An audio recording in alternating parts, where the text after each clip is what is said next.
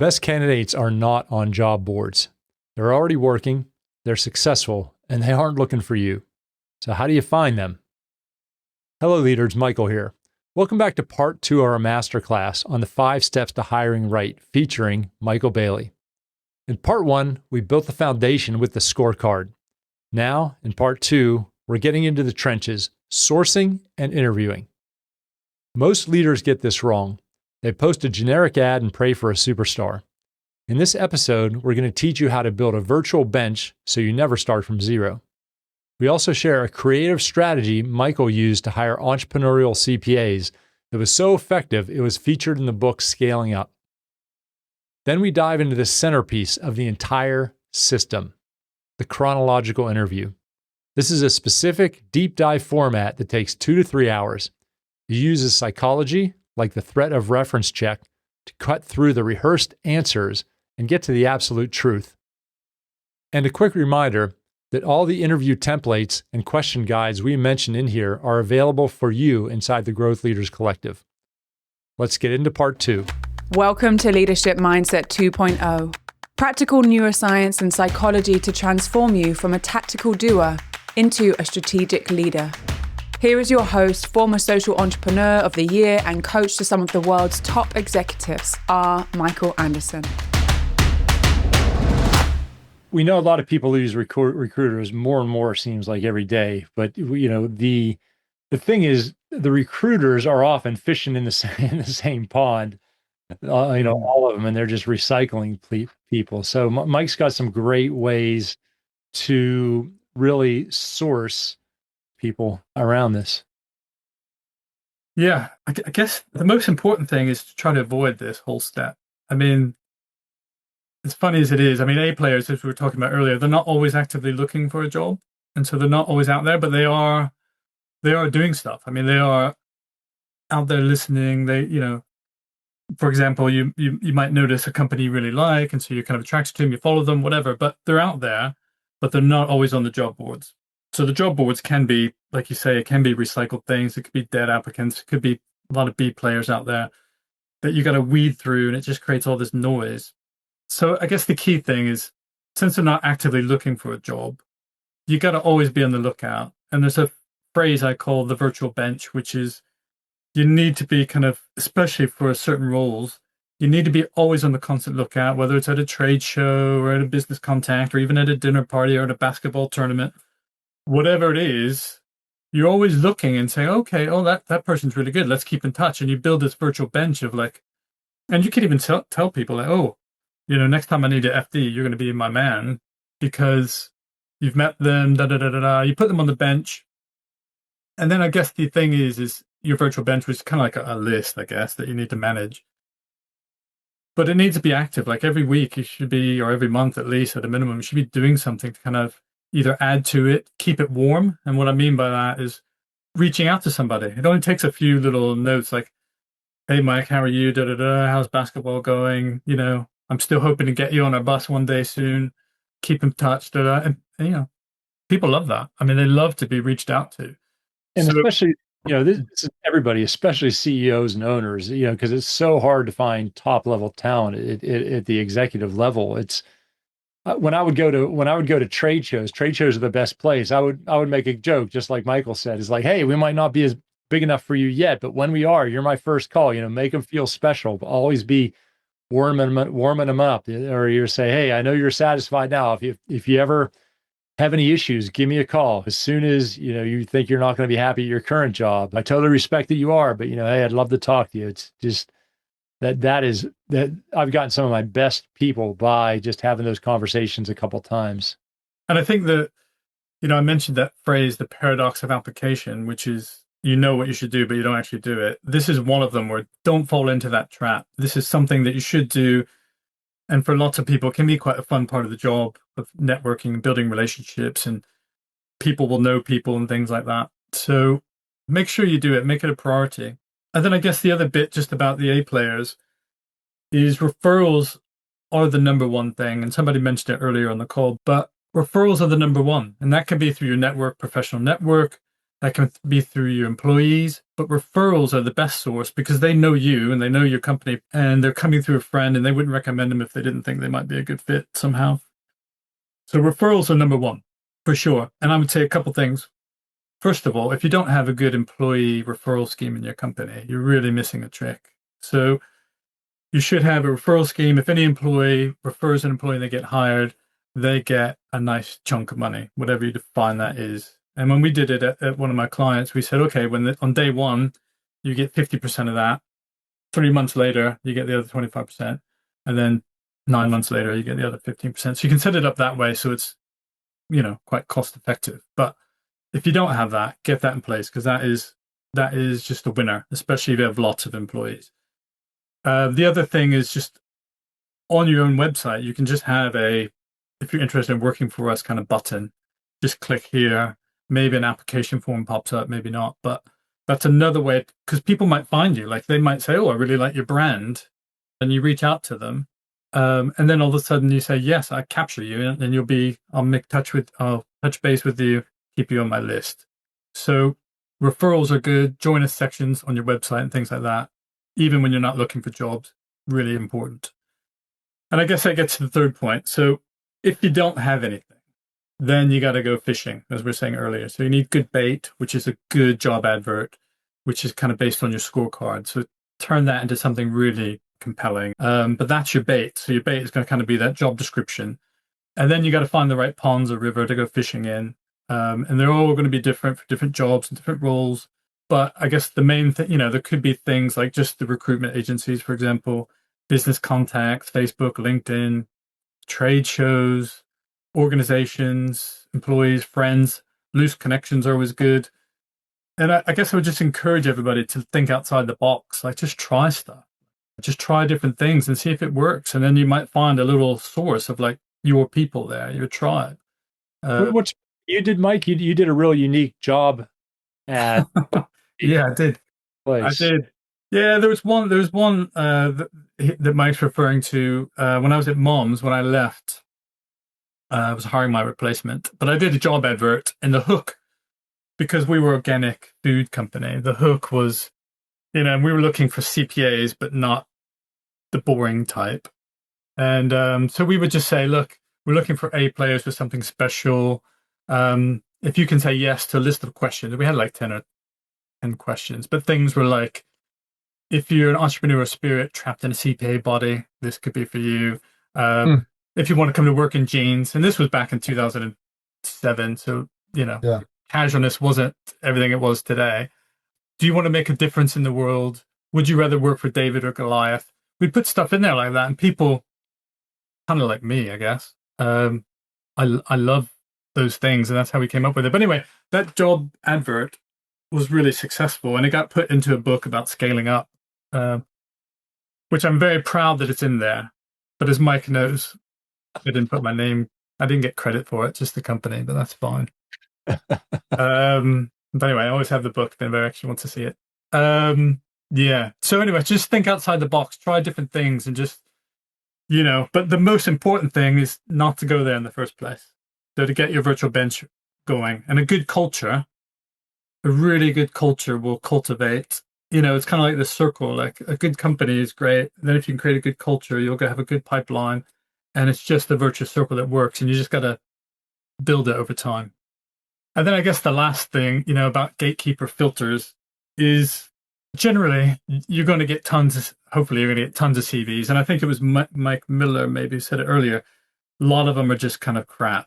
And it's like, okay, well, you need a way to kind of get through that crap. And I always call it putting some hurdles in there. So you can have low hurdles. So a lot of things that I would typically use would be like, oh, instead of just apply here, it's like apply here. But a lot of things give you the option to leave a message or answer these questions or do a video call. So I would always add at a minimum kind of 3 questions on there, which would be 1, why are you interested in the role? So have they even given my company and the role some thought? Why are you leaving your current role? It's always a really good question in any situation. Like, why are you leaving? Did you get fired? Are you on the run? What's happening?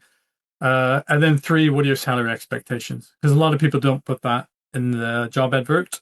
I kind of like having it in there, but I understand why people don't. But you can put those three things in there that can help you filter. And if it's a video or voice thing, you can also get a feel for kind of their energy levels and things like that. So that's kind of a low hurdle, I would say. A high hurdle, if you have time and you feel like it's not going to be off-putting, is a resume or CV is always what the candidate wants you to know, right? They're not going to put anything bad in there, and they're always going to try to up themselves. So we typically, some of my clients, we develop application forms. So we say, well, can you fill this out? And basically, it answers lots of different questions that we want, not necessarily what's on their CV. And it's in the order that we want, which will facilitate kind of the next step when we get into the interviews. So you can ask people to fill out the form. You can say, oh, this is great. Thanks for sending your resume. Can you fill out this form as well? It is time consuming, so you could potentially knock some people out, but you have to decide on the size of your hurdle, if it's worthwhile doing, or if you think you can get away with it. All right, now we're getting to the fun part, the interviews. We're going to talk about 2 interviews, but Mike's got some really, really unique ways, because I think this is where often the rubber meets the road, and this is where a real be developed for these interviews. Let's make the assumption you had lots of CVs or resumes come in, and you've whittled it down to maybe 15 or 20. All right. So you don't want to have any more than that to call, because every call is going to be 30 minutes to an hour. You can do voice call, you can do video call, whatever floats your boat. But I guess the key thing is, make sure you use a template and evolve it over time. I've added bits and pieces, but the key elements are these 4 questions of, what are your career goals when you talk to somebody? And the reason you want that is it'll help, A, make them excited, because everybody likes talking about what their goals are and things like that. And it helps check alignment with kind of what you're thinking and where you can see them going someday. So what are your career goals is always a nice starter question. Strengths, what are you really good at? So not just good at, what are you really good at? Because what we're looking for is kind of the peaks of performance here. So, this helps check, are they good at what they say they are? And make sure you get real examples. Don't get hypothetical stuff, or don't take it first call. Get real examples. If they say something really remarkable, dig into it a little bit. How'd you do that? How'd you make that happen? Blah, blah, blah, blah, blah. And then after you've asked that one, then you got the other one, which is like, okay, well, tell me a few things you're not really good at, or things you're not interested in doing. And that's where people kind of start screaming a little bit, like, oh, I don't know. But that question really helps to see if you're going to get an honest answer, and it helps with fit. So if you got somebody who says, well, I don't really like being in the office every day, and you said, well, you're in the office every day, that's kind of a red flag. That's kind of an easy one. But there's going to be other ones that will pop up. You're like, oh, that doesn't really fit our culture. But it's a good way to kind of see things. And again, always ask about real examples. If somebody says something, say, well, tell me a real example where that happened. Because what you really want to get is to the nub of it all. Like, what's the facts here? Give me examples and not hypothetical stuff. And then torque, which is probably my favorite thing, is the threat of reference check. I don't know if everybody's heard of that, but basically you say, look, I am going to check references. Tell me who your boss was, and actually write it down. So the key thing is when they say, oh, my boss was Michael Anderson, say, is that Anderson with an E or with an O? Da, da, da. Write it down. Let them see you write it down. Get their number if you can, or say, can you send it to me immediately after? So you got that, you wrote it down, and say, okay, what will Michael tell me when I call him, and say, how would they rate you when I speak with them? And that's quite a key thing, because people will all of a sudden say, oh, he wrote that down. He is probably going to call. So I better be honest. And we will call, by the way. That is quite a part of the process, is to call them. So the threat of a reference check and then ask them how they'll rate you is quite an important step there. Really helps get the candor out there. I put that last one when I did the in-person interview, but I absolutely started doing the screening interviews before the in-person ones. And I think if you don't talk to them before you're bringing them in, that's a massive mistake, because there's so many people. Because before I did this, I would sit down in an interview within like a minute or two. I'd be like, I just do not connect with this person. Yeah. I haven't hired anybody in 10, 15 years, but before, we'd do phone calls and I'd be like, I can communicate with this person, or it's just like, I'm just so off base. And I cut my number of interviews I did down by half, which is, again, important when you see this next step. So Yeah, absolutely. Absolutely. And with the phone screen, again, create a template, add to it, add things. Because sometimes at the end, I'll add, okay, well, this is the role, just confirm fit, whatever. But these are the main questions you want to ask, kind of get just to see if on paper they kind of sound as good as they are so they can make it to the next step. And hopefully what you've done is got rid of anybody who just is a bad fit. And then you have maybe 3 to 6 people to interview, potential A players. Hopefully you get that. Any questions on this? Or is anybody doing this now? Anybody do a quick pre-interview now? Yeah, Jeff. Anything you do differently or want to add? No, I think it's very easy to do, especially now with virtual technology, and we hire all over the country, so it helps us as we're doing that. But also, to your point, Michael, I've sat in too many interviews where after 2 minutes, you're like, oh man, I gotta like keep this thing going for at least 30 minutes, and I already know this is a waste of time.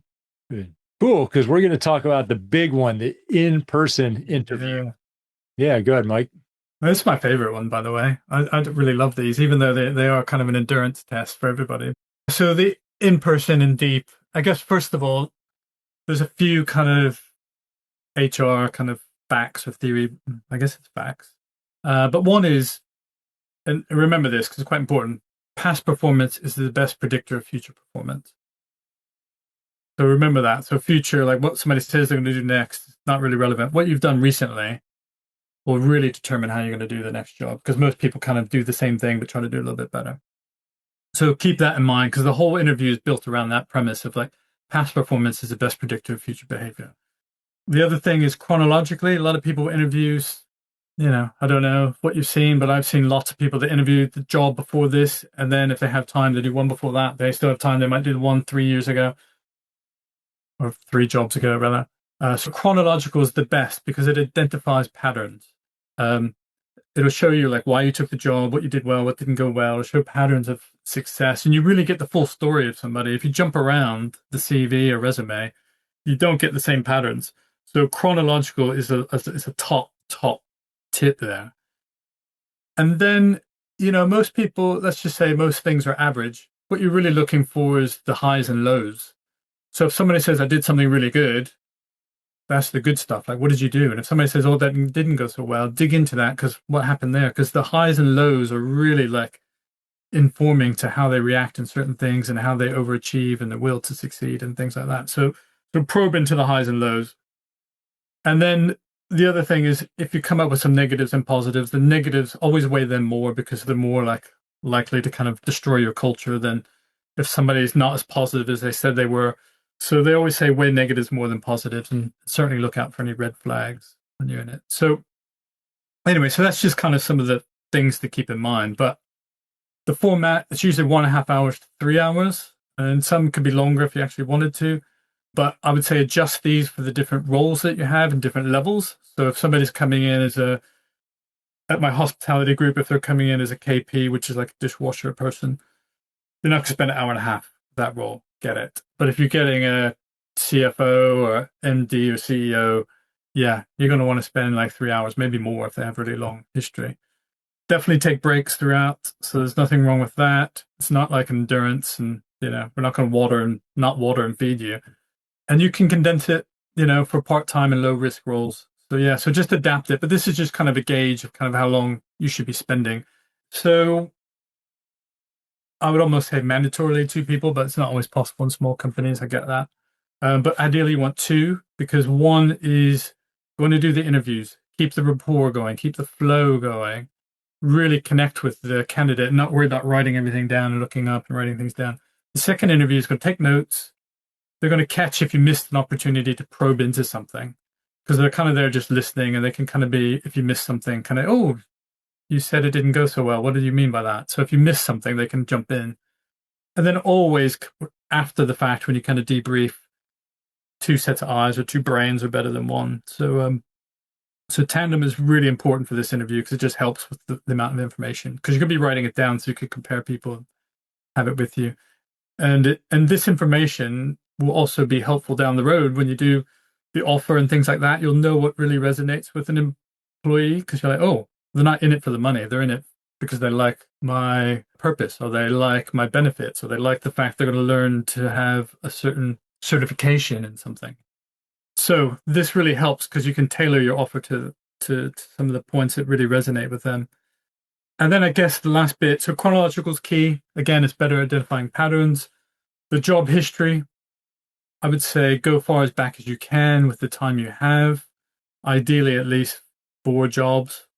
If you can do more, great. The further you go, the better. I've had quite a few jobs and a lot of fractional jobs. So there's quite a lot there. But even kind of the story about how I came out of uni, went to moms and blah, blah, blah, blah, blah. It's quite important. So I hope we'll touch on it.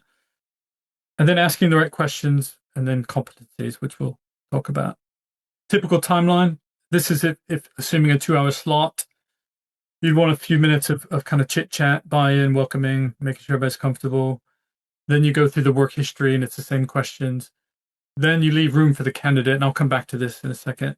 And then you would just kind of close it. But on the opening chit chat, the only thing I really want to mention here is that when they arrive, you want to have just basic chit chat like we did.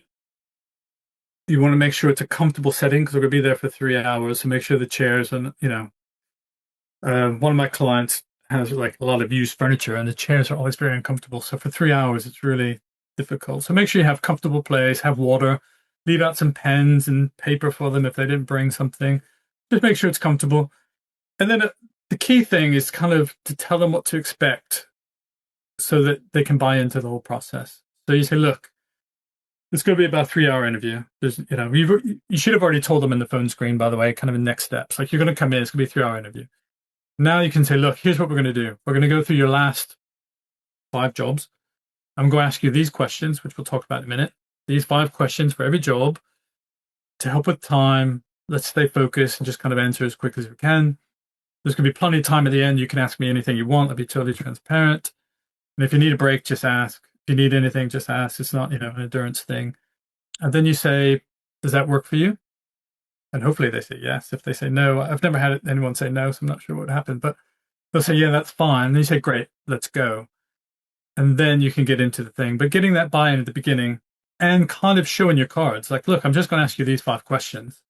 There's nothing, I'm not going to torture you. I'm just going to ask you these questions about the last 5 jobs and we'll see how it goes. And everybody's like, well, that's cool. Sounds really cool. So yeah, so that's kind of the only point there is about the opening chit chat and buy-in. It's quite critical to the whole process and getting them to kind of open up. And the other thing, let me just say one more thing about that. If you go chronologically, it's last 2 hours, the first 30 minutes, people are quite guarded. They don't know you. After 40 minutes, they loosen up. After an hour, people are tired. They'll tell you anything they want. And that's really what you want. You kind of want full candor. And it's not trying to be mean, but it's just you get to a point where people are like, oh, I've been talking about myself. I just feel really comfortable, and you get on a roll and you just keep going. So that's the other benefit of going chronological. By the time you get to the more recent jobs, they're quite open and ready for the chat. So for the role, these are kind of the 6 questions that you should ask to get your pattern. Why did you take that job? Shows a lot about what they were thinking from their last role, what they were hoping for. What were you in charge of? What were some of the challenges? What was it like when you got there? I've had a few jobs, you take them and then you get there like, well, actually, we're running out of cash. And like, oh, you could have told me that like 3 months, as a FD. These are things you want to know, like at the beginning of the process, not the end. So you want to know what challenges you got when you walked in the door, how you dealt with them. You're probably going to get some good stories, maybe some bad stories out of that. Ask people what they're most proud of, what they liked working, why did they like working for that company? Because you can tell a lot about their personality, what kind of gives them energy and stuff like that. And then again, say what are some low points or things that didn't go well. And if it's really long ago, because like when I was a younger man, you'd say back then, you'd say, well, what didn't go so well back then? Because I've evolved. Like, I used to not like public speaking or something, and I'm a little bit better with it now. So back then I didn't like that and I had to do it, but now I'm better at it. So it's just like you can add back then, just kind of soften the blow on some of these negative bits. And, what did you enjoy the most? What did you least enjoy? And that'll tell you a lot about their culture and their fit. When you bring them in, you're like, oh, well, they don't like it if you dump a overtime project on them at the last minute or something. I don't know. I'm just making up examples. But Those are kind of the questions that will give you a good kind of pattern performance, and ask them in the right order. Try to keep it at pace. Again, probe the highs and lows, and you'll get lots of juicy information out of these. And that's the bit about the role. And I guess the next section, Mike, is about kind of the tort again rears its head. But the supervisor, you say, okay, well, you might already have this from the phone screen. If you do, just say, oh, it says here, your supervisor was Mike Anderson. Is that right? Yeah. And here's his number. Here's his email. Is that right? Yeah. Okay, great. So they know you're going to call. And then again, you say, what was it like working with them? Pros and cons. How did you like working with Mike is what you want to know. Because that will tell you how they feel about supervisors and bosses. Oh, I didn't like it. It's micromanaging. He was never around. He never gave any guidance. So you'll get a feel if people need guidance or not need guidance and things like that. So it's quite an important question. And then, of course, there's the one like, what will they tell me were your strengths and areas of improvement back then when we speak to them? And that is usually because you've written down their name. They're like, they've already asked me twice. They're probably going to give you, and sometimes they give you different answers. I've done the phone screens and the interview, and I've gotten different answers to the same question. So it's quite interesting that way. But that's really kind of a powerful kind of technique. And then the other bit is if it's applicable. Not everybody's had management responsibilities, but if they did, you want to tell them about the team. How did you rate your team? What changes did you make? How were you with hiring? How were you with terminating and things like that? Because if you're going to hire a manager, you want to hire a manager who's also good at building teams. So that'll tell you a lot about kind of that aspect. And then lastly, this isn't about the team, but this is just the last question before you move on to the next job, is why did you leave that role? Sounds like you really liked it and you accomplished a lot. Why did you leave? And that answer is quite good.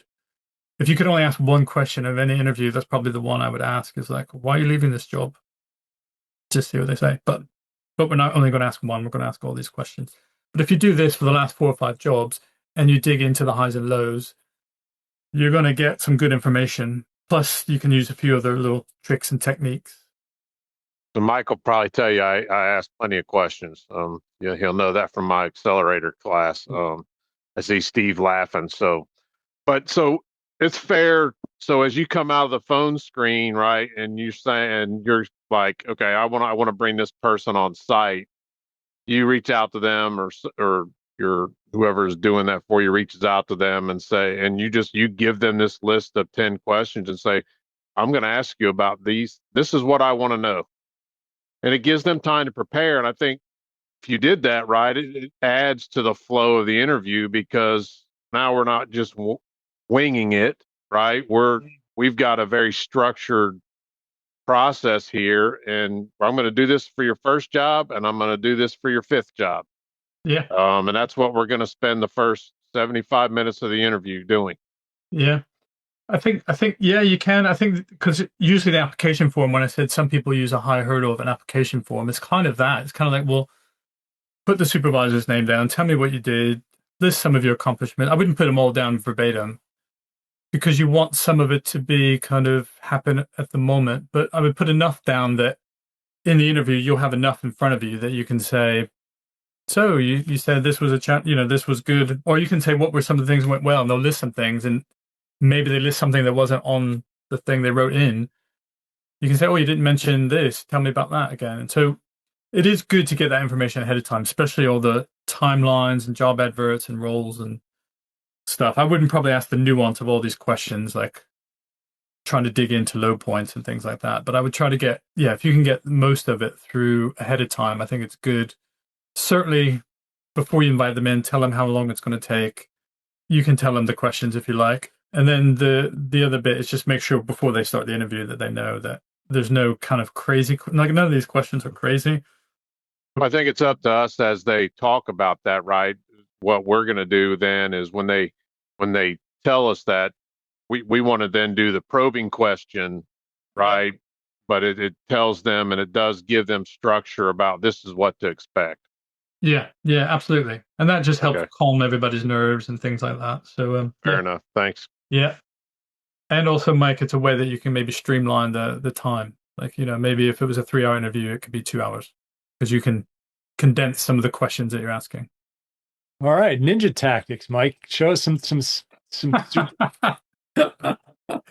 Well, you know, for these things, you try to come up with fancy titles, but ninja tactics. But, you know, there are quite a few things that you can do to kind of help. And one is to read body language. So if you're asking a question, especially the second person in an interview should be watching for body language. You can see if people get uncomfortable because they start kind of doing stuff. They might start biting their nails and not know it, start scratching in weird places, or I've seen people whose necks turn red or something.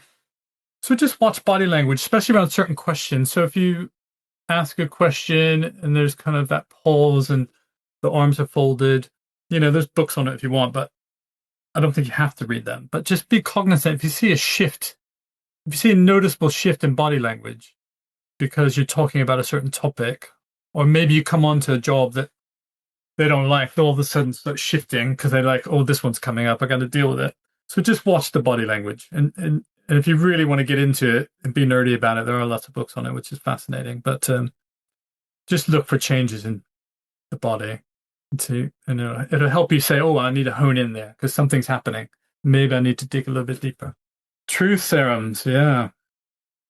Great. So, yeah, so there's lots of things to help get truth out. So one is the very uncomfortable silence. Hopefully we all know about that. And again, it's like do it in practice.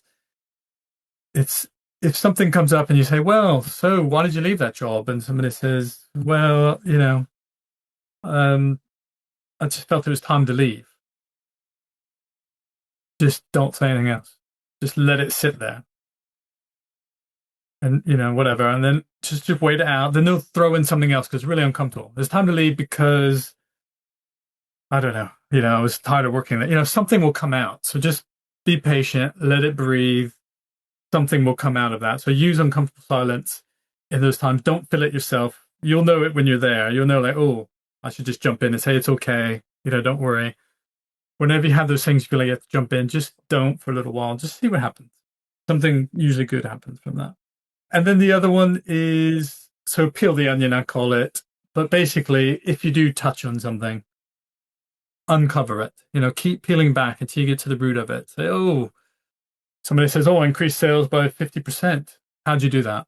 Oh, I did this ad campaign. How'd you do that? What resources did it take? Just keep digging into the highs and low things until you really feel that you've gotten to the bottom of it. Especially if it's something that didn't go so well, you really want to get to the nub of the situation. So I just say keep unpeeling the onion as far as you can and just kind of on the highs and lows, just don't skim over it. Sometimes, and I've done it in my past, where somebody says something, you know it's uncomfortable for them. Like, oh, that job didn't work out for me. Okay, well, let's just move on to the next one. Don't dig in, just trying to figure out why. It's not wrong or right. It's just trying to figure out what motivates them that it didn't work out.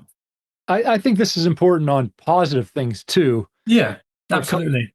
Like if somebody, hey, you know, what'd you do? What's a high point? And they're like, oh yeah, I sold a $20 million project. And you say, okay, well, what, and when you slow down and ask them really specific questions, first of all, you'll make sure they're telling the truth because they can't lie on specifics. And I'll give you an example of this. And also you can see their thought process. So you'll be like, okay, well, what was your role on that? Did you lead it? Yes. Okay. So who is your contact at the prospect company? Blah, blah, blah. How did you get the lead in? Blah, blah, blah. When you got the lead in, what did you do? Blah, blah, blah.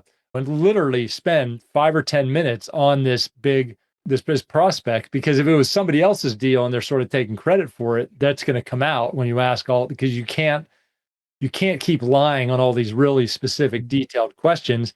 But then you also see like they're really good at negotiating. You'll probably know the situation. Oh, they're really good at negotiating. That's really, really good. So that is really, you got to really slow them down and walk them through step by step. Yeah, cool. And then the other one is just, again, threat of reference check. We've already talked about that, but that is a truth serum. And then the last one is just always remember, get real stories, limit hypothetical answers. So always ask for like, tell me a time when this happened, or tell me about that story, tell me about this. Just stay out of the hypothetical world because it doesn't really help. And I guess all of this, just, you know, from the interview to remember, due diligence takes time. You know, we got to be picky. Don't cut corners. Don't settle. Yeah. And I guess one more thing about interviews, those are the two main things, the phone screen and the long interview. There could be a third, which is using the scorecard and going through some of the outcomes you're looking for and some of the other things, you could have maybe other people do that in the team who you want them to get a gauge on that. So if you wanted to add a third, that's good. I didn't put it here for time, and it's really optional, but you could have a third one that kind of goes with the scorecard. Maybe some other people who you want to get a perspective on the candidate can do. So that's an option. Probably better to try to do it on the same day if you can. So have this one in the morning, have a break for lunch, maybe do that one. But there's that. And then don't forget, I didn't put this in here either, but we touched on it earlier. Do the reference checks. So you've gotten all the reference information, you got numbers, you know what they're going to say. You do them, and it's the same manner, and get the candidate to tell them ahead of time. Yeah. Yeah, sorry, Mike. But make sure they know ahead of time that you're going to call, because a lot of people won't say anything. They're like, oh, I'll just confirm hire dates. You want the candidate to reach out to them and say, hey, Mike's going to call, and he's going to ask about this, that feel free to talk to him, blah, blah, blah, blah, blah. You need that kind of introduction. So when you call, it's going to happen, but definitely do them and definitely get the candidate to help kind of facilitate that. And I heard something interesting on that. If you contact somebody's old boss and the old boss doesn't get back to you, that probably means they don't have anything good to say. Maybe you're in a hurry and maybe they call back and leave you a message. It's probably a good, even if you don't talk to them, that's probably a good sign, because honestly, I wouldn't want to badmouth any of my old employees. There's even legal type of things. So even whether they respond or not is a good litmus test. Yeah, absolutely. Absolutely.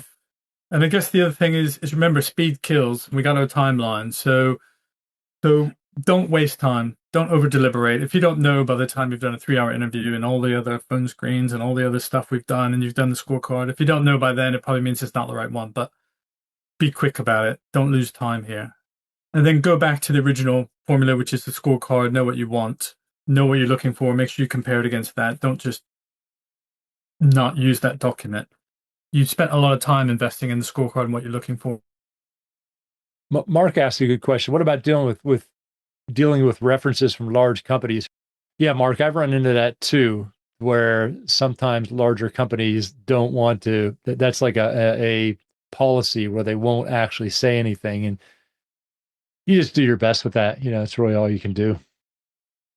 Thanks. As you say, it's just been a problem for a number of organizations, large organizations we've dealt with, where they will literally give you nothing and you can't speak to anybody. And if it's somewhere that somebody has worked for a number of years, that can be massively frustrating, because, if you've got to go back to a 5-year-old employer, the relevance of that is sometimes limited, but not a worry. Yeah. You just do the best you can. Yeah. No, exactly. Just one other thing to add, actually, Mike's. I'm back in the room. I'm back in the room, Mark.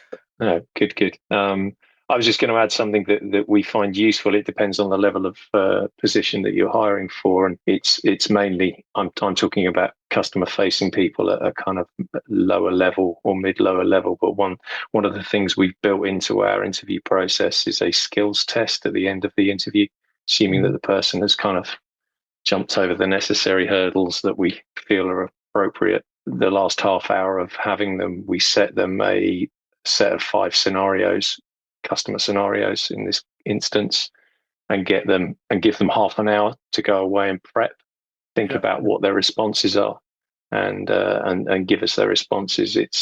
We found it to be really quite insightful. People can tell you they know a lot about their subject matter and or they've got good experience, but you actually give them a live on the spot test. But time to consider it. It's a useful tool.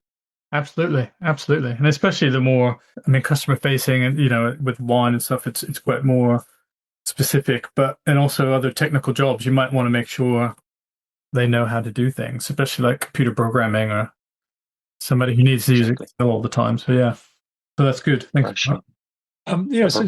Since Mark shared that, I'd like to hear other people's experiences. Is there anything else you do in any of these processes that would be interesting to share with everybody? Something different, an interview style, an interview question, anything else?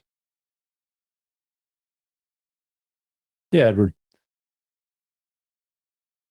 I always ask candidates a last curveball question, which is, if you could invite 3 people to dinner, whether they be historical or current, dead or alive, who would it be and why? And then I just shut up. Because it's really interesting, the responses, and as to just for them thinking on their feet, and whether they've got anybody that they look up to, and if they do have, for what reason that what might be. So don't really take much stock on it, but it's interesting, and they always laugh at the questions. So I think it lightens the atmosphere, and I think even if they're not a successful candidate, they leave with a smile on their face. Yeah, that's good. It's nice to end with something personal and let them. Yeah. All right, that wraps up part 2. Now you've learned how to fish in the right ponds to find the A players, and you have the exact script for the chronological interview to verify their track record. But the danger isn't over yet. You still have to get them to say yes and ensure that they actually show up on day 1 ready to perform. In the final episode, part 3, we're going to cover closing. We're going to talk about how to make an offer they can't refuse, and that's not just about money. Why you must do a final skills test and the critical onboarding steps to ensure they don't leave within the first 90 days. If you want the interview scripts we talked about today, grab them in the Growth Leaders Collective. And if you need hands-on help implementing this system, Michael Bailey's contact info is in the show notes. I'll see you in part 3.